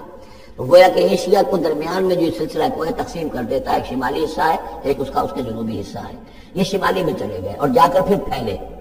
پھیلنے میں وہ مشرق کی طرف آئے تو چین اور ہند چینی تک یہ ساری قومیں جو ہیں یہ یلو ریسز، یہ انہی کی نسل سے ہے، اور مغرب میں چلے تو روس، اور روس سے ہو کر روس کے ساتھ ملتا ہوا علاقہ ہے اسکینڈینیوین کنٹریز کے ساتھ، پھر وہاں سے وہ اتر کے اور یورپ کے بھی جو یہ مغربی ممالک ہیں، اینگلو سیکسنز جو ہیں، یہ بھی در حقیقت اسی سے اسکینڈینیوین کنٹریز سے اترے ہوئے لوگ ہیں۔ تو یوں سمجھ لیجئے کہ ویسٹرن یورپ اور ایسٹرن یورپ کا بھی خاص طور پر شمالی علاقہ، اور پورا یہ روس کا علاقہ، اور پورا صحرائے گوبی، اور پورا چین، اور وہاں تک جو ہے ہند چینی تک، یہ یافس کی نسل ہے۔ یافس کے جن بیٹوں کے نام تورات میں آئے ہیں، کئی نام ہیں، وہ کوئی ایک دو نہیں، ان میں گوگ اینڈ میگوگ بھی ہے، توبال بھی ہے، ماسک بھی ہے، ماسک ایک شخص کا نام ہے، اور ماسکو ہو سکتا ہے کہ اسی نے آباد کیا ہو اور وہیں سے وہ نام بنا ہو۔ توبال اور بالٹک سی جو ہے اس ایریا کے اندر جو ہے بالٹک سٹیٹس، توبال ان کے ایک بیٹے کا نام تھا، یہ تورات کے اندر نام دیے گئے ہیں، گوگ اینڈ میگوگ، یاجوج ماجوج، یہ بھی انہی کے بیٹوں کی۔ یہ تمام اقوام جو ہے یہ وحشی ہیں، اور یہ تاخت و تاراج کرنا، لوٹ مار کرنا، یہ ان کا طریقہ ہے، اور ان کا ہے ذکر جو یہاں پر ہو رہا ہے کہ یہ جو سیلاب آیا تھا، کولونیل سیلاب جو ہم پر آیا تھا، جس میں کہ یہ اینگلو سیکسنز تھے، یہ سب کے سب جو ہیں یہ اسی نارڈک ریسز سے ہیں، یہ بھی یاجوج اور ماجوج کی نسل ہے۔ ایک سیلاب ان کا آ چکا ہے جو آیا تھا یورپ کے سے نکل کر، یہ کولونیل سیلاب آیا اور پوری دنیا کے اوپر چھا گیا تھا، ایشیا اور افریقہ کو انہوں نے فتح کیا، کولونائز کیا. اب اگرچہ ان کی وہ بساط ایک دفعہ تو لپیٹ دی گئی ہے، وہ واپس چلے گئے ہیں، انڈائریکٹلی ہم پر حکومت کر رہے ہیں. ابھی ان کے جو ملٹی نیشنلز ہیں ان کے ذریعے سے یا بینکوں کے ذریعے سے، آئی ایم ایف کے ذریعے سے، ورلڈ بینک کے ذریعے سے انڈائریکٹ حکومت ہے جو نیو ورلڈ آرڈر ہے. لیکن یہ ہے کہ ابھی ایک اور جو سیلاب ان کا آنے والا ہے وہ آتا ہے احوال قیامت کے معاملات میں. آرمگڈون کے بعد جب حضرت مسیح علیہ السلام کا نزول ہو چکے گا اور یہودیوں کا خاتمہ ہو چکے گا، اور پھر یہ کہ تمام جو عیسائی ہیں وہ مسلمان ہو جائیں گے، عیسائیت ختم ہو جائے گی حضرت مسیح علیہ السلام کے آنے کے بعد، اور مسلمان اور عیسائی مل کر ایک ملت بن جائیں گے، سب مسلمان ہوں گے. اس کے بعد آخری سیلاب پھر آنا ہے جو اس کے خلاف وہ احادیث میں آتا ہے، پھر وہ یاجوج اور ماجوج کا ہوگا. اور میرے نزدیک یہ یاجوج اور ماجوج جو ہے وہ ایسٹرن علاقے سے آئیں گے، چائنا وغیرہ سے، ہند چینی سے. آرمگڈون جو ابھی ہونی ہے فوری طور پر بڑی جنگ، اس میں یہ لوگ جو ہے بیٹھے رہیں گے، یہ جنگ میں حصہ نہیں لیں گے. یہ مڈل ایسٹ میں جنگ ہوگی، یورپین پاور ساری ہوں گی، کرسچین پوری طاقتیں ہوں گی، اور ادھر جو ہے مسلمان ہوں گے. اور حضرت مہدی جو ظاہر ہوں گے، جو اللہ تعالیٰ ایک عنایت کرے گا مسلمانوں کو لیڈر عرب کے اندر، وہ پیدا ہوں گے، مجدد ہوں گے، اور ان کے ذریعے سے عرب کے اندر ایک اسلامی حکومت بھی قائم ہوگی. لیکن ان کے لیے مدد کے لیے خراسان کے علاقے سے فوجیں آئیں گی، مشرق سے آئیں گی، اور یہ علاقہ جو ہے وہ ہے جو ہمارے قریب ہے اور ہم بھی اسی علاقے میں ہیں. اللہ تعالیٰ ہمیں توفیق دے کہ یہاں وہ ہم پہلے اس نظام میں خلافت قائم کریں، تاکہ یہاں سے پھر فوجیں جائیں اور حضرت مسیح کے ساتھ ہو کر اور حضرت مہدی کے ساتھ ہو کر عیسائیوں اور یہودیوں کے ساتھ جنگ کریں، اور بالآخر پھر یہ کہ پوری دنیا میں اسلام کا بول بالا ہوگا. لیکن جب یہ ہو چکے گا اس کے بعد ایک سیلاب پھر آئے گا یاجوج اور ماجوج کا. تو یہ چونکہ پوری ایک سلسلہ ہے، ایک نسلیں ہیں اس کے اندر بہت سی، تو ان میں چونکہ تفسیری اعتبار سے بہت سی باتیں جو ہیں مختلف آراء بھی سامنے آئیں گی، تو میں نے جو رائے میری ہے وہ آپ کے سامنے بیان کر دی ہے. اس وقت بھی وہ یاجوج ماجوج تھے جو ان شمالی دروں سے آ کر حملے کرتے تھے. قالوا یا ذا القرنین ان یاجوج و ماجوج مفسدون فی الارض. وہ جو میں نے عرض کیا ہے کہ قیامت کے قریب بھی معاملہ ہوگا، یہ سورہ انبیاء کی آیات 97-98 ہے. حتی اذا فتحت یاجوج و ماجوج وهم من كل حدب ينسلون واقترب الوعد الحق فاذا هي شاخصة ابصار الذين كفروا. اب زیادہ دور نہیں، ہم سورہ انبیاء بھی قریب ہی آ رہی ہے، انشاءاللہ وہاں اس کو ہم پڑھیں گے. تو دو جگہ قرآن مجید میں یاجوج اور ماجوج کا ذکر ہے. ایک یہ جو قریب قیامت میں ان کا جو ظہور ہونے والا ہے، ایک اس وقت کا معاملہ یہ چھوٹا سا تھا کہ جو ذوالقرنین کے سامنے آیا ہے. تو کیا ہم آپ کے لیے ایک سالانہ خراج طے کر دیں تاکہ آپ ہمارے لیے یہاں ایک سد تعمیر کر دیں، ایک بند باندھ دیں یہاں پر. قال ما مکنی فیہ ربی خیر. اب دیکھیے ان کا کردار کا، مجھے جو کچھ میرے رب نے دے رکھا ہے، دولت دے رکھی ہے، مال دے رکھا ہے، وہ بہت بہتر ہے اس سے کہ جو تم مجھے پیش کر رہے ہیں. مجھے خراج کی ضرورت نہیں ہے، ہاں تمہاری ایک ضرورت ہے میں وہ پوری کر دیتا ہوں. فاعینونی بقوت، مجھے مین پاور فراہم کرو، باقی سارے سامان جو ہے میں فراہم کر لوں گا، لیکن بہرحال اس کو بنانے کے لیے، دیوار بنانے کے لیے اور دونوں پہاڑوں کے درمیان اتنی بڑی جو سد تعمیر کرنے کے لیے جو مین پاور چاہیے، اعینونی بقوت، تو محنت کے ذریعے سے، مین پاور کے ذریعے سے میری مدد کرو. اجعل بینکم و بینہم ردما، میں ان کے اور تمہارے درمیان ایک موٹی دیوار بنا دوں گا. آتونی زبر الحدید، لاؤ میرے پاس تختے لوہے کے. حتی اذا ساوا بین الصدفین، یہاں تک کہ جب دونوں جو اونچانے تھیں اس کے درمیان کا پورا علاقہ پر ہو گیا، بھر گیا، وہ لوہے کے تختے جو ہے اس کے اندر بھرے جا رہے ہیں. حتی اذا ساوا، برابر کر دیا دونوں بھانکوں تک پہاڑ کی. قال انفخوا، اب ان کا کہ آگ جلاؤ اس کے نیچے. وہ دہکا دی بھٹی جس سے کہ وہ لوہا گرم ہوا اور لوہے کی تختے وہ گرم ہو گئے. حتی اذا جعلہ نارا، جبکہ وہ سارے کے سارے لوہے کے جو تپ گئے خود اور سرخ ہو گئے. قال آتونی افرغ علیہ قطرہ، تو کہا لاؤ میرے پاس پگھلا ہوا تانبا کہ میں اس کے اوپر انڈھیل دوں. تو اس طریقے سے گرین فورس کنکریٹ سے بھی 10 گنا سمجھیے مضبوط شے انہوں نے بنا دی کہ اس میں لوہا اور پھر لوہا سیسا یا تانبا پلایا ہوا. تو اس طریقے سے ایک بڑی مضبوط دیوار قائم کر دی. اس دیوار کے جو آثار اب بھی موجود ہے، دیوار تو موجود نہیں ہے، یہ داریال اور دربند کے درمیان یہ کشادہ راستہ ہے اب بھی. یہ ویسٹ کوسٹ جو ہے کیسپین کا، اس کے ساتھ اس کی لمبائی 50 میل اور اس کی اونچائی 29 فٹ اور 10 فٹ چوڑی یہ دیوار تھی جو اس وقت بنی ہے. یعنی جس طریقے سے کہ بنتے ہیں بڑے بڑے بند، ان سے بھی بڑی یہ تھی سد تعبیر کی گئی. السد العالی کہلاتا ہے اسوان ڈیم جو ہے، جو مصریوں نے بنایا تھا، بہت بڑا ڈیم، السد العالی، اونچی دیوار. تو ہمارے ہاں یہ ترمیلا اور منگلا یہ سب کیا ہے، یہ اسی طرح کے ڈیم ہیں کہ پہاڑی سلسلے آ رہے ہیں، دریا جا رہا تھا، وہاں آپ نے دیوار کھڑی کر دی، پانی رک گیا اور وہ جھیل بن گئی. فمستعوا یظہروہ، تو انہوں نے کہا کہ اب یہ لوگ نہ تو یہ اس کے اوپر سے آ سکیں گے، اس کو نہ چڑھ سکیں گے، ومستطاعوا لہ نقبا، نہ اس میں کوئی سوراخ لگا سکیں گے، نقب لگا سکیں گے۔ قال ھذا رحمۃ من ربی، یہ سب اتنا بڑا کارنامہ کر کے بھی انہوں نے کہا یہ سب رحمت ہے میرے رب کی طرف سے، میرا کوئی کمال نہیں، یہ سب اللہ کی طرف سے ہے۔ فَإِذَا جَاءَ وَعْدُ رَبِّي، اور جب میرے رب کا وعدہ آئے گا، جَعَلَهُ دَكَّا، وہ اس پوری دیوار کو جو ہے ریزہ ریزہ کر دے گا، ختم ہو جائے گی دیوار۔ اب وہ دیوار وہاں موجود نہیں ہے، وہ ختم ہو چکی ہے امتداد زمانہ سے، اب اس کے کوئی آثار باقی نہیں رہے، بس آثار معلوم ہو جاتے ہیں کہ یہاں وہ دیوار ہوتی تھی، جس سے یہ میں نے ڈائمنشنز آپ کو دیے ہیں۔ وَكَانَ وَعْدُ رَبِّي حَقًّا، اور میرے رب کا وعدہ جو ہے وہ حق ہے، سچ ہے، پورا ہو کر رہے گا۔ وَتَرَكْنَا بَعْضَهُمْ يَوْمَئِذٍ يَمُوجُ فِي بَعْضٍ، اب جب یہ وقت آئے گا اللہ تعالیٰ کا قیامت کا وقت، تو ہم چھوڑ دیں گے اس روز ان کو، یہ ایک دوسرے میں گتھم گتھا ہو جائیں گے۔ یہ جو کچھ ہونے والا ہے قرب قیامت سے پہلے، جس قسم کے لشکر آنے ہیں اور جیسی جنگیں ہونی ہیں، اور یہ جو یاجوج ماجوج جب آئیں گے تو آتا ہے احادیث کے اندر کہ پورے دریا، پورے سمندر پی جائیں گے، ہر چیز کھا جائیں گے، اور یہ معلوم ہوتا ہے کہ چینیوں کے ہاں تو خاص طور پر سانپ بچھو جو شے ہو، کتا بلی، ہر شے چٹ کر جاتے، کوئی شے نہیں چھوڑتے۔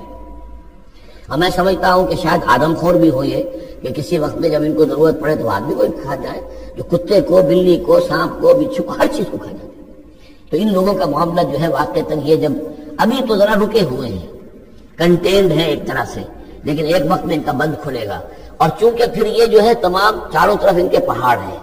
ہر پہاڑ کی اونچائی پر سے من کل حدب ینسلون، نیچے اترتے ہوئے نظر آئیں گے۔ اور یہ نقشہ بعین ہی اسی طرح اخبارات میں آیا تھا جب 62 میں وار ہوئی ہے نیفا میں، جو ہندوستان کا مشرقی جو علاقہ تھا جہاں کے چین اور بھارت کی جنگ ہوئی ہے، تو اس کے الفاظ جو اخبارات میں آئے تھے، waves after waves of Chinese soldiers were coming down the slopes، لہروں کی طرح، موجوں کی طرح چلے آئے۔ اتنے آدمی ہیں، ان کا تو کہنا یہ ہے کہ تم سب کے سب ہلاک ہو جاؤ گے، ہمیں تم ہلاک نہیں کر سکتے، ہم تو چیونٹیوں کی طرح جو ہے بلوں کے اندر گھس جائیں گے، ایٹمک وارفیئر کے بعد تمہارا تہس نہس ہو جائے گا، ہمارا کچھ نہیں بگڑے گا، ہم پھر نکلیں گے اور پوری دنیا کو فتح کریں گے، وہ یہ کہتے ہیں۔ اور معلوم ہوتا ہے کہ واقعتاً آخری جو بھی اس دنیا کا اللہ تعالیٰ نے جو بھی ایک نظام سوچا ہوا ہے، اس میں جو قیامت سے پہلے کا سب سے بڑا واقعہ پھر یاجوج و ماجوج کا ظہور ہوگا وہ، لیکن یہ اس کا یہ مطلب نہیں ہے کہ جو پہلے ہوا ہے وہ نہیں ہے، اس سے پہلے بھی یاجوج ماجوج اگر آج سے 2500 سال پہلے کا معاملہ بھی ہے تو آج سے 400 سال پہلے کا بھی ہو سکتا تھا۔ یہ کسی یعنی ایک پورے یہ سمجھیے نسل کا نام ہے۔ وَتَرَكْنَا بَعْضَهُمْ يَوْمَئِذٍ يَمُوجُ فِي بَعْضٍ وَنُفِخَ فِي الصُّورِ، اور پھر سور میں پھونکا جائے گا، فَجَمَعْنَاهُمْ جَمْعًا، اور پھر ہم ان سب کو جمع کر لیں گے۔ وَعَرَضْنَا جَهَنَّمَ يَوْمَئِذٍ لِلْكَافِرِينَ عَرْضًا، اور اس روز ہم جہنم کو سامنے لے آئیں گے کافرین کے سامنے۔ یہ ہے تمہارا انجام، یہ ہے تمہارے لیے جو ہم نے تیار کیا ہے۔ الذین کانت اعینہم فی غطاء عن ذکری، وہ لوگ کہ جن کی نگاہیں ہمارے ذکر سے کوری ہو چکی تھیں، پردہ پڑا ہوا تھا ان پر، ہم یاد نہیں تھے، بس دنیا سامنے تھی، مسبب الاسباب کو بھول گئے تھے، اسباب پر سارا بھروسہ تھا، مادی اسباب و وسائل، مادی نعمتیں، مادی مال و اسباب، مادی چیزیں جو ہیں، یہی کی چمک دمک، یہی کی رونقیں، یہی کی شان اور شوکت، اسی کے پیچھے پڑے ہوئے تھے۔ وَكَانُوا لَا يَسْتَطِيعُونَ سَمْعًا، اور وہ سماعت سے بھی بہرہ مند نہیں رہے تھے، اب سن بھی نہیں سکتے تھے، حیوانوں کا سا سننا سنتے تھے۔ اب یہ آخری رکوع آ گیا ہے سورہ مبارکہ کا، اس میں یہ مضمون ایک اور تیکھے انداز میں آ رہا ہے کہ دنیا کی زندگی میں جب انسان گم ہو جاتا ہے تو در حقیقت یہی سب سے بڑی گمراہی ہے، اور یہی سب سے بڑا کفر ہے، اور یہی سب سے بڑا دجل ہے کہ دنیا نے آپ کو آخرت سے غافل کر دیا، دنیا نے آپ کو اللہ سے غافل کر دیا۔ یہ دنیا اور اس کی چمک دمک سے آپ اتنے متاثر ہوئے، گرویدہ ہوئے، اور اس عروس 1000 داماد کے ایسے عاشق ہوئے کہ آپ اللہ کو بھول گئے۔ یہ دجل ہے اصل، دجالیت یہ ہے اصل۔ باقی ایک شخص دجال ہوئے کا جگہ ہے اپنی جگہ پر جس کا فتنہ آنا ہے، اور اس کے ضمن میں بھی میں نے عرض کیا تھا کہ میری کچھ تحقیق ہے، لیکن میں ابھی اس کو روک رہا ہوں، مزید اس کی توثیق جو مجھے ہو گئی تو پھر میں وہ باتیں بیان کروں گا، اس لیے کہ اس مسئلے میں علماء کے مابین کافی شدید اختلاف ہے۔ افحسب الذین کفروا ان یتخذوا عبادی من دونی اولیاء، کیا کافروں نے یہ سمجھا ہے کہ وہ میرے بندوں ہی کو میرے مقابلے میں اپنے حمایتی بنا لیں گے؟ عیسیٰ میرا بندہ ہے، کیا وہ میرے مقابلے میں آ کر تمہاری حمایت کرے گا؟ عبد القادر جیلانی میرے بندے ہیں، کیا وہ میرے مقابلے میں آ کر تمہاری مدد کریں گے؟ کیا تم نے سمجھا؟ میرے بندوں کو وہ میرے مقابلے میں من دونی اپنا حمایتی بنا لیں گے؟ انا اعتدنا جہنم للکافرین نزلا، ہم نے ایسے کافروں کے لیے جہنم کو بنا رکھا ہے ابتدائی مہمان نوازی کے لیے، ان کی مہمان نوازی ہوگی جہنم میں۔ قل هل ننبئکم بالاخسرین اعمالا، یہ ہے اس سورت کا عمود، جو میں نے کہا تھا کہ پہلے رکوع کے اندر انا جعلنا ما علی الارض زینۃ لها لنبلوہم ایہم احسن عملا، یہ سمجھیے کہ ایک کھوٹا تو وہاں گڑا ہوا ہے، دوسرا کھوٹا یہ ہے قل هل ننبئکم بالاخسرین اعمالا، کہیے ان سے کیا ہم تمہیں بتائیں اپنے عمل، اپنی محنت، اپنی جد و جہد، بھاگ دوڑ، اپنی سعی جو ہے اس کے اعتبار سے سب سے زیادہ گھاٹے میں کون ہے؟ محنت تو ہر ایک کر رہا ہے، جیسے کہ حضور نے فرمایا کلو نفس یغدو فبائع نفسہ، ہر انسان صبح ہوتی ہے تو اس کے بعد سے اپنے آپ کو بیچنا شروع کر دیتا ہے، اپنا وقت بیچ رہا ہے، اپنی صلاحیت بیچ رہا ہے، اپنی انرجی بیچ رہا ہے، اپنی اور ذہانت بیچ رہا ہے، شام تک بیچتا رہتا ہے اپنے آپ کو، کچھ کما کر لاتا ہے، بیچ کر اپنے آپ کو کچھ لے کر آتا ہے۔ تو یہ انسان جو ہے اس درجے اپنے آپ کو دنیا کے لیے انہوں نے بیچ دیا ہے اور ہماتن اسی کے لیے گم ہو گئے ہیں، لیکن اس بیچنے میں انہیں نفع کچھ نہیں ہے، نقصان ہی نقصان ہے۔ سب سے زیادہ خسارے میں کون ہے؟ الذین ضل سعیہم فی الحیات الدنیا، جن کی بھاگ دوڑ سعی و جہد دنیا ہی میں گم ہو کر رہ گئی، آخرت مطلوب ہے ہی نہیں۔ وہ تو ایک غنیمہ سے لگا ہوا مسلمان ہے، سنا ہے والدین سے روزہ رکھنا اچھا کام ہے، روزہ فرض ہے، روزہ رکھ لیا ہے، مطلوب کیا ہے آپ کا؟ اصل بات تو یہ ہے جو ضربہ اسلام میں نے کل نوٹ کرایا تھا سورہ بنی اسرائیل میں، من کان یرید العاجلۃ عجلنا له فیہا ما نشاء لمن نرید ثم جعلنا له جہنم یصلاها مذموما مدحورا ومن اراد الآخرۃ وسعى لها سعیها وهو مؤمن فاولئک کان سعیهم مشکورا۔ طالب دنیا ہو یا طالب آخرت ہو، چاہیے کرو۔ طالب دنیا، طالب آخرت کے لیے بھی اللہ تعالیٰ کلن نمد ہؤلاء وہؤلاء من عطاء ربک، دنیا میں ہمیں رکھنا ہے، کھانے پینے کا بندوبست کرے گا۔ یرزقہ من حیث لا یحتسب، یہاں سے دے گا جہاں سے تمہیں گمان تک نہیں ہوگا، لیکن تم پہلے طے کرو تم طالب دنیا ہو یا طالب آخرت ہو۔ اور سب سے زیادہ گھاٹے میں وہ ہے من قل هل ننبئکم بالاخسرین اعمالا الذین ضل سعیہم فی الحیات الدنیا وہم یحسبون انہم یحسنون صنعا، اور وہ سمجھ گئے کہ اب تو بڑے کامیاب ہیں، میری ایک فیکٹری تھی اب میرے 3 مل لگ چکے ہیں، میں نے فلاں یہ تھا میں نے اب اتنی جائیداد بنا لی ہے، میرے اتنے ایسٹس تھے اور سال بسال گنتی کر کے اب تو کامیاب ہو رہے ہیں۔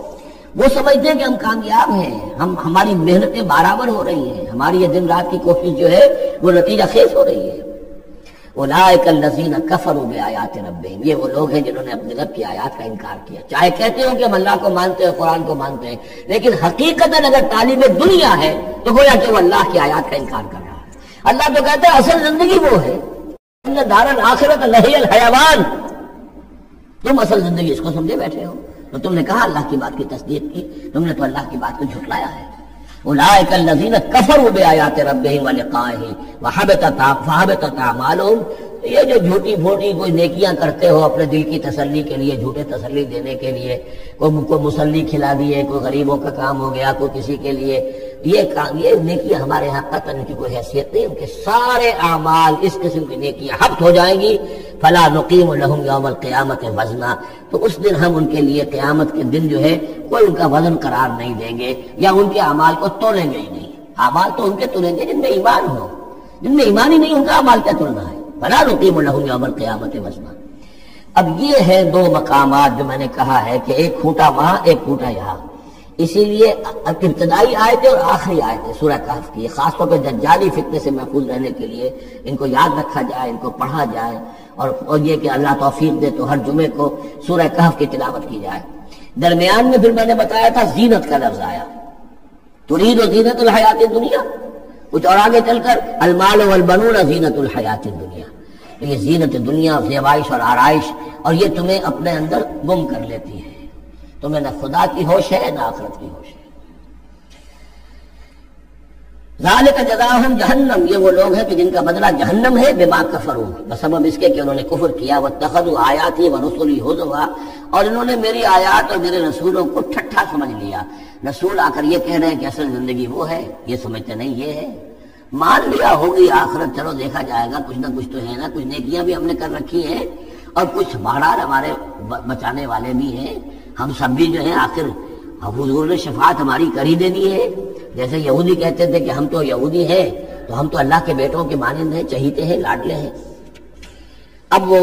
آخری حصہ الا الذین آمنوا، جب ان کفار کی کیفیت یہ ہے، اور کفار سے مراد یہاں پر وہ منکر نہیں ہے، وہ کفار ہے جو حقیقت کے اعتبار سے طالب دنیا بن گیا، چاہے اس نے لیبل اسلام کا لگا رکھا ہو، مسلمانوں کا وہ بہت بڑا لیڈر ہو، قائد ہو، کچھ بھی ہو، جو طالب دنیا ہے فی الواقع وہ ہے در حقیقت کی جو اصل کافر ہے۔ جس کو کہ ایک بزرگ کا قول جو ہے بہت اس سے بعد مجھے یاد آیا ہے کہ جو دم غافل سو دم کافر۔ اسی طرح جو شخص طالب دنیا ہے حقیقت میں وہ کافر ہے۔ قانوناً وہ مسلمان ہوگا، مسلمان ہو، مسلمانوں کا لیڈر ہو، وہ پیر ہو، وہ کوئی بڑا عالم ہو، کچھ بھی ہو، لیکن طالب دنیا، اصل طالب دنیا کا ہے یا آخرت کا، یہ طے کرنے والی بات ہے۔ ان الذین آمنوا وعملوا الصالحات کانت لهم جنات الفردوس نزلا، اس کے برعکس وہ لوگ جو ایمان لائے، جنہوں نے نیک عمل کیے، ایمان کے سارے تقاضوں کو بھرپور طور پہ ادا کیا، یہ وہ لوگ ہوں گے جن کے لیے ٹھنڈی چھاؤں والے باغات ہوں گے، ان کے وہاں پر مہمان نوازی نزل ہوگی، نزل ابتدائی، بڑی اونچی جو ہے اس کائنات کے اندر گیلیکسیز ہیں، کہاں کہاں پہ جنتیں ملیں گی، ظاہر جنت کو آپ تصور بھی نہیں کر سکتے۔ اس میں تو یہاں تک آتا ہے کہ ایک اوپر کے درجے والے کو نیچے درجے والا جنتی ایسے دیکھے گا جیسے تم زمین پر بیٹھ کے ستاروں کو دیکھتے ہو۔ یہ پوری کائنات آخر کس نے بنائی ہوئی اللہ نے؟ کتنے اور سیارے ہیں اور کتنی اور جگہیں ہوں گی، کہاں کہاں اللہ تعالیٰ جو ہے جنتیں دے گا، لیکن پہلی نزول جو ہے یہی ہونا ہے، اسی زمین پر، قصہ زمین برسر زمین۔ خالدین فیہا، اس میں وہ ہمیشہ ہمیشہ رہیں گے، لا یبغون عنہا حولا، اور ان کے لیے اور پھر وہ نہیں چاہیں گے کہ اس سے ان کو کہیں اور بھیج دیا جائے۔ یعنی یہ کہ جنت ایسی جگہ نہیں ہے جہاں جی اکتا جائے۔ آپ دنیا میں تو اچھی سے اچھی جگہ کا تصور کریں، مستقل رہنا پڑے گا طبیعت اکتا جائے گی۔ کشمیر میں جو رہتے ہیں ان سے پوچھئے کہ کیا وہاں خوبصورتی انہیں تو نظر نہیں آتی۔ سوئٹزرلینڈ والوں سے پوچھئے کہ یہاں کی بہت خوبصورتی ہے، انہیں تو کہیں نظر نہیں آتی، ان کے لیے تو مصیبت ہی مصیبت ہے، ہر وقت برف کے طوفان ہیں اور یہ ہے اور وہ ہے۔ لیکن یہ کہ ہمارے لیے تصور اور ہے۔ بدترین جگہ بھی دنیا کے اندر جو ہے وہ ایسی ہے کہ جہاں تھوڑی دیر کے لیے آدمی جائے گا تو وہاں اسے کچھ چینج کی وجہ سے کچھ ریکریشن ہو جائے گی، لیکن زیادہ دیر ٹھہرنا پڑے گا تو مصیبت ہو جائے گی۔ اب بہترین جگہ بھی وہ ہے کہ جہاں مستقل رہنا پڑا تو پھر یہ کہ وہ اس کے لیے بور ہو جائے گا وہ، لیکن جنت ایسی جگہ ہے کہ وہاں سے پھر آدمی کہیں ٹلنا نہیں چاہے گا۔ دو آخری وہ آیات، اب یہ پھر توحید کے دو بہت بڑے خزانے۔ قل لو كان البحر مدادا لكلمات ربي لنفد البحر قبل ان تنفد كلمات ربي ولو جئنا بمثله مددا۔ سورہ بنی اسرائیل کی آیت میں اللہ کے اسماء کا ذکر تھا، وَلِدُ اللَّهِ عَبِدُ الرَّحْمَنِ أَيَّمَّا تَدْعُوا فَلَهُ الْأَسْمَاءُ الْحُسْنَى۔ یہاں اللہ کے کلمات کا ذکر ہے، اور کلمات سے مراد کیا ہے؟ اللہ کی ہر شے جو اس نے پیدا کی ہے اس کے ایک کلمہ کن کا ظہور ہے، کل مخلوقات اس کے کلمات ہیں۔ تو کیا کوئی انسان ہے جو اللہ کی جملہ مخلوقات کا احاطہ کر سکے؟ اگر زمین کا پورا سمندر جو ہے وہ سیاہی بن جائے اپنے رب کے کلمات کو لکھنے کے لیے، سمندر ختم ہو جائے گا لیکن اللہ کے کلمات ختم نہیں ہوں گے، چاہے اتنی ہی اور بھی اس کے لیے سمندر لے آئیں سیاہی بنا کر۔ ایک اور جگہ مضمون یہ آیا ہے کہ تمام زمین کے جتنے بھی درخت ہیں وہ قلم بنا لیے جائیں، اور جتنے سمندر ہیں اور ان کو 7 گنا سمندر بنا دیا جائے، اور وہ تمام قلم جو ہے لکھنے لگے، اللہ کے کلمات کو نہیں لکھ سکتے۔ وہ سمندر ختم ہو جائیں گے، سیاہی ختم ہو جائے گی، اقلام ختم ہو جائیں گے۔ وَلَوْ أَنَّ مَا فِي الْأَرْضِ شَجَرٌ وَأَقْلَامٌ، یہ الفاظ آئیں گے انشاءاللہ تعالی۔ قُل لَوْ كَانَ الْبَحْرُ مِدَادًا لِكَلِمَاتِ رَبِّي لَنَفِدَ الْبَحْرُ قَبْلَ أَن تَنفَدَ كَلِمَاتُ رَبِّي وَلَوْ جِئْنَا بِمِثْلِهِ مَدَدًا۔ اور آخری آیت وہاں اللہ تعالیٰ کی شان، قُلِ الْحَمْدُ لِلَّهِ الَّذِي لَمْ يَتَّخِذْ وَلَدًا وَلَمْ يَكُن لَّهُ شَرِيكٌ فِي الْمُلْكِ وَلَمْ يَكُن لَّهُ وَلِيٌّ مِّنَ الذُّلِّ وَكَبِّرْهُ تَكْبِيرًا۔ اب شکل کیا ہوتی ہے شرک میں؟ یا تو اللہ کو اوپر سے اتار کر نیچے لے آتے ہیں، انسانوں کی صف میں، مخلوقات کی صف میں کھڑا کر دیا، یا انسانوں میں سے کسی کو اٹھا کر اور خدا کے برابر کر دیا۔ وہاں اس کی نفی ہے، اللہ کے بلند مقام یہاں انسانوں کو کہیں خدا کے برابر شریک نہ کر دو، تو یہاں فرمایا قل انما انا بشر مثلکم، اے نبی کہہ دیجئے میں بھی تمہاری طرح کا ایک انسان ہوں۔ یوحا الی انما الہکم الہ واحد، مجھ پر وحی کی جا رہی ہے کہ تمہارا الہ ایک الہ ہے، اکیلا ہے۔ فمن کان یرجو لقاء ربہ، تو دیکھو جو کوئی بھی اپنے رب سے ملاقات کا امیدوار ہو، فلیعمل عملا صالحا، اسے عمل کرنے چاہیے نیک، ولا یشرک بعبادت ربہ احدا، اور اپنے رب کی عبادت میں کسی کو شریک نہیں کرنا چاہیے۔ عبادت خالص اللہ کی ہو، توحید عملی، لا تعبدوا الا ایاہ، قضى ربک الا تعبدوا الا ایاہ وبالوالدین احسانا۔ یہ کہ جیسے حضرت مسیح کو خدا بنا دیا یا فرشتوں کو خدا کی بیٹیاں بنا دیا، یا جیسے ہمارے ہاں بھی میں نے آپ کو شعر سنایا تھا، وہی جو مستوی عرش تھا خدا ہو کر اتر پڑا وہ مدینے میں مصطفیٰ ہو کر، اب محمد رسول اللہ صلی اللہ علیہ وسلم کو خدا بنا دیا، یا یہ کہ حضرت علی کو خدا بنا دیا۔ ہر چند علی کی ذات نہیں ہے خدا کی ذات، لیکن نہیں ہے ذات خدا سے جدا علی۔ اور غالب صاحب کہتے ہیں کہ مشغول حق ہوں بندگی ابو تراب میں جب حضرت ابو تراب حضرت علی کی بندگی کرتا ہوں تو میں گویا کہ در حقیقت اللہ کی بندگی کر رہا ہوں۔ اور یہاں آغا خانیوں میں جو ہے 10 اوتار ہے حضرت علی، 9 اوتار ہندوؤں کے پہلے تھے، 10ویں اوتار حضرت علی ہے،